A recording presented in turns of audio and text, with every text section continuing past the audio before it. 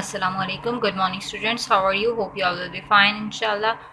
Okay, now let's start our work.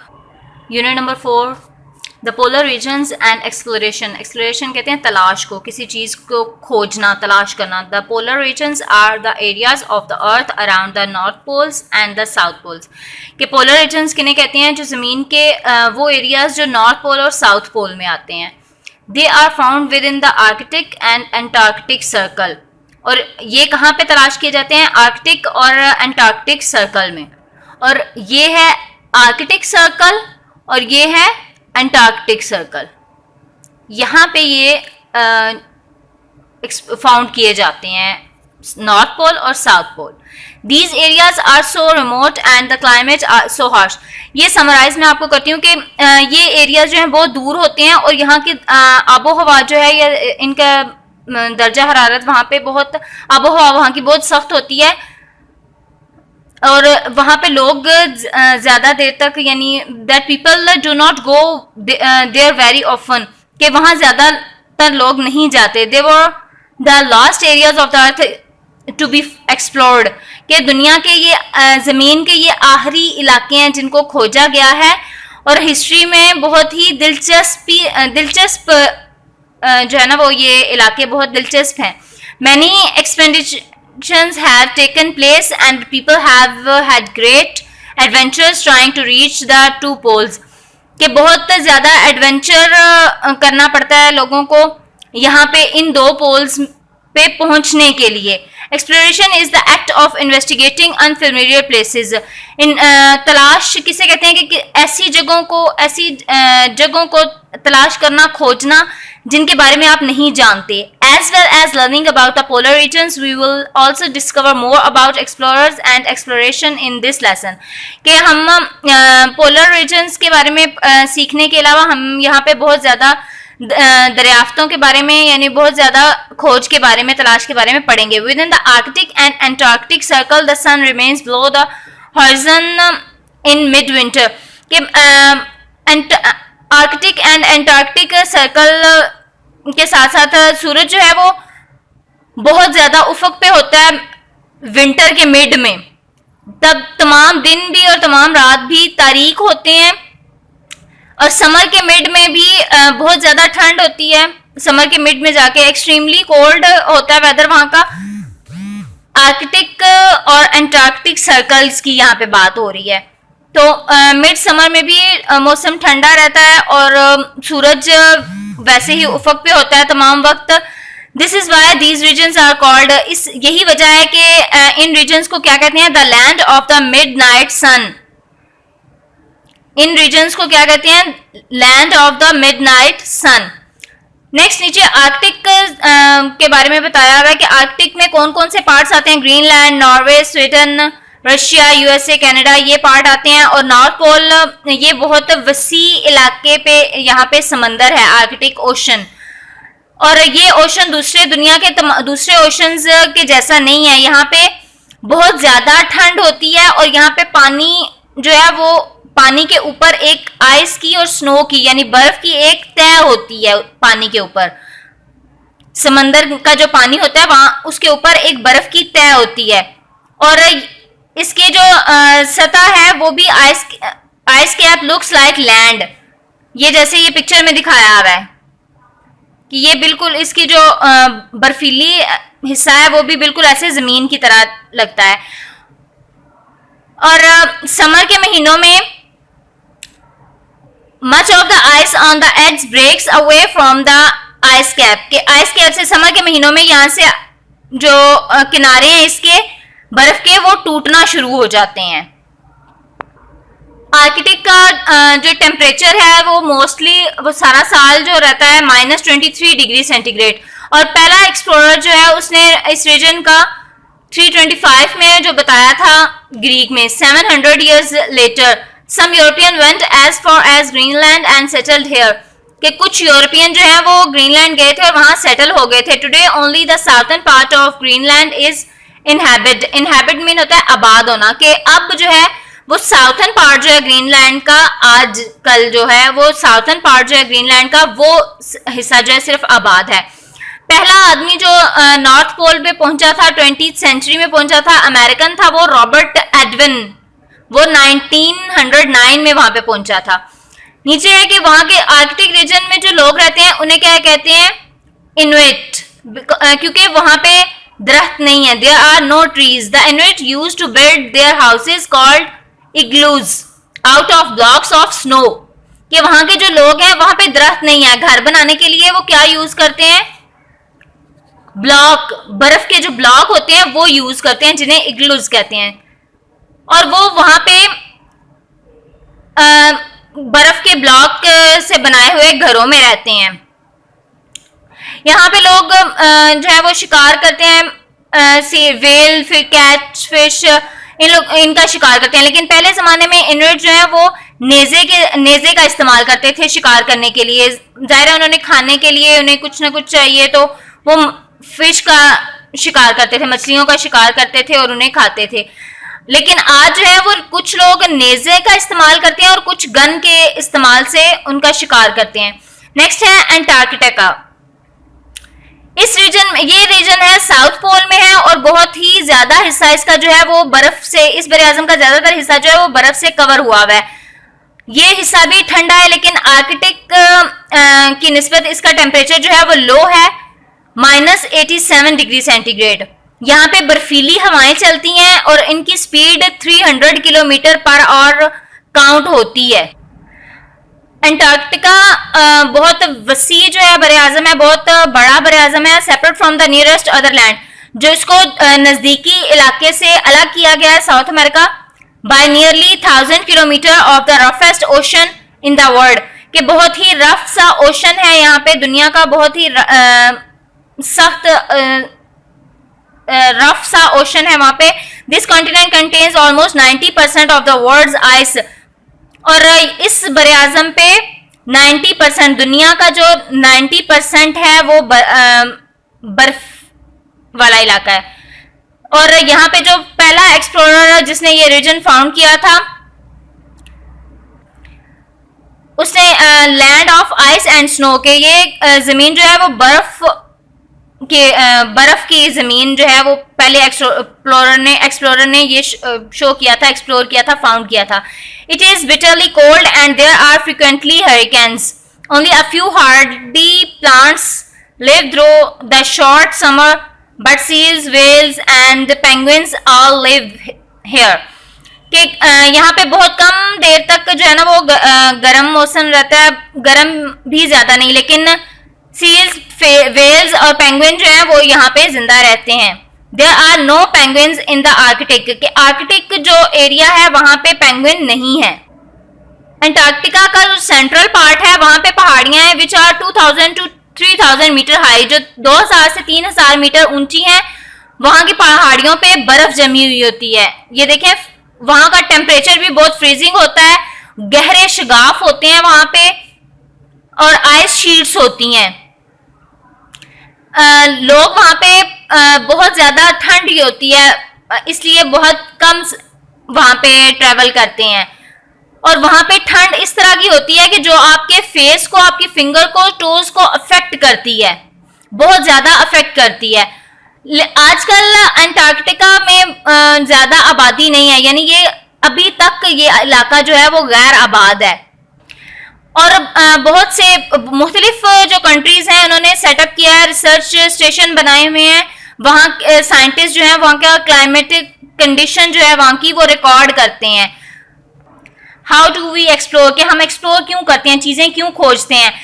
इंसानी जो इंसानी दिमाग है जो वो क्यूरियोसिटी होती है, उसे तजस्सुस होता है किसी चीज को जानने का कि हमारी दुनिया में हमारे इर्द गिर्द क्या हो रहा है। Some early travelers simply wanted to find out more about the world। कि कुछ ऐसे मुसाफिर होते हैं, कुछ ऐसे लोग होते हैं जो इन चीजों को जानने की कोशिश करते हैं कि दुनिया में हमारे इर्द गिर्द क्या है, उसको तलाश करने की कोशिश करते हैं।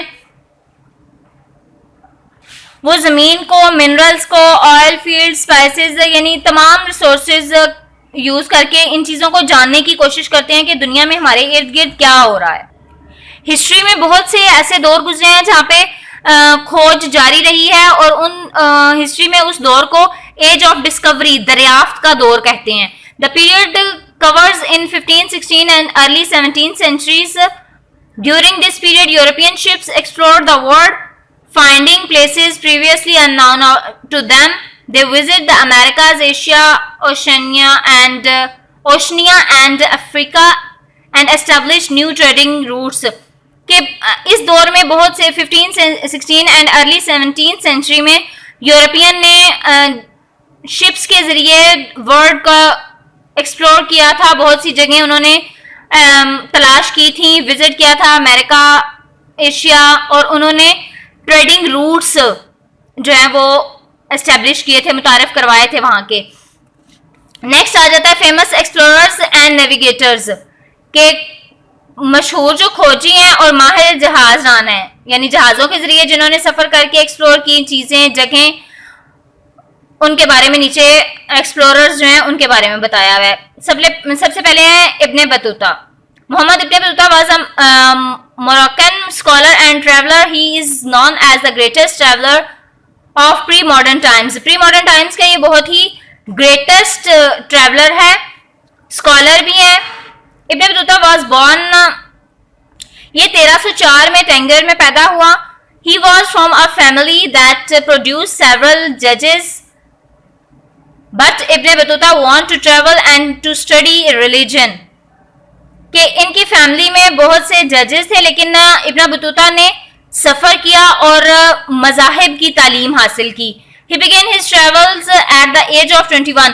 कि उसने जब अपना पहला सफ़र शुरू किया to Mecca, Saudi Arabia for Hajj, तो तब उसकी एज क्या थी?